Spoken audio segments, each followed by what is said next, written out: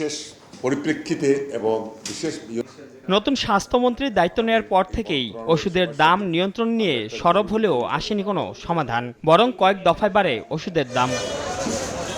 এমন পরিস্থিতিতে ওষুধের দাম বৃদ্ধিতে লাগাম টানতে স্বাস্থ্য সচিব ও ওষুধ প্রশাসনকে নির্দেশ দিলেন হাইকোর্ট। সোমবার বিচারপতি মোস্তফা জামান ইসলামের নেতৃত্বাধীন হাইকোর্ট বেঞ্চ এ আদেশ দেন। এমনকি ওষুধ কোম্পানিগুলোর বিরুদ্ধে ব্যবস্থা নিয়ে ৩০ দিনের মধ্যে জানাতে বলা হয়েছে স্বাস্থ্য অধিদপ্তরের মহাপরিচালককে।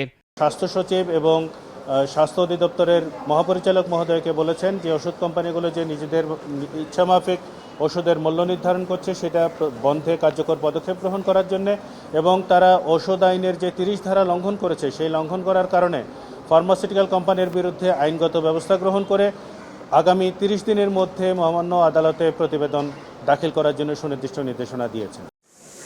এ সময় আদালত ফার্মাসিউটিক্যালস কোম্পানিগুলোকে অনুমোদনবিহীন কাঁচামাল আমদানি বন্ধেরও নির্দেশ দেন। অনুমোদন ছাড়া বিক্রি করা যাবে না বিদেশি ওষুধও। স্বাস্থ্য সচিব ওষুধ প্রশাসনের মহাপরিচালককে এই আদেশ বাস্তবায়ন করতে বলা হয়েছে। বিকাশে কম খরচে ক্যাশ আউটের লিমিট বেড়ে ৫০,০০০, প্রিয় এজেন্টও ২টা।